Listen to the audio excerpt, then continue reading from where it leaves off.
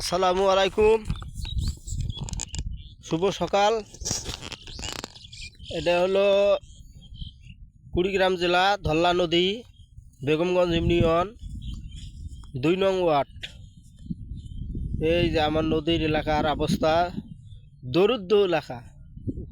এই যে নদী, এই যে ডেটে জাত দিয়ে বালু কাটিয়ে এই যে বিশ্বে ফেলায়। এই যে আমার ধান বাড়ি সব ভাঙি নিয়ে যাইতেছে নদী। হ্যাঁ, এই জন্যে ডেটে জাত দিয়ে বালু ফেলে এখানে প্রয়োগ করতেছে, যেন নদীতে পানি আসলে যেন না ভাঙে। হ্যাঁ, মনে করো যখন পানি আসবে, আমি গতবারও দেখছি বালু ফেলাইছিল। এই নদী যখন বন্যা আসে তখন মনে করো একেবারে ধারো থেকে সব ধুয়ে নিয়ে যায়, আবার ভাঙা শুরু হয়ে যায়।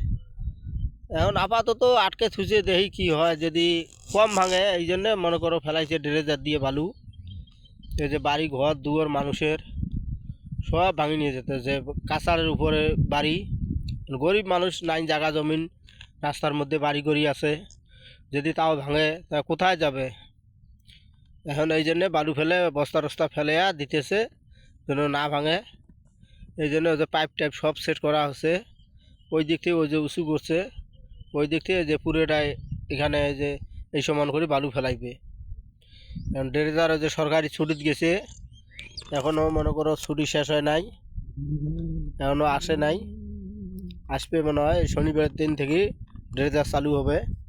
ওই যে ওইদিকে যেমনে বাঁধছে, এই যে এই পুরোটা এই জায়গাটাও পুরোটা বাঁধবে, বাঁধিয়ে এই যে এইরকম করি পুরোটা কাঁচার সমান উঁচু করবে, করলে তাহলে দেখা যাবে বন্যার সময় একটু কম ভাঙবে, বাড়ি ঘর দুয়ার বললে ভালো থাকবে।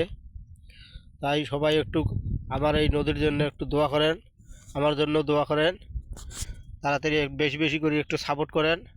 আমিও গরিব মানুষ, তাড়াতাড়ি যেন আমিও ওই তাজুল ভাইয়ের মতো ভাইরাল হতে পারি, তাই সবার কাছে আমি এটাই অনুরোধ জানাই। ধন্যবাদ।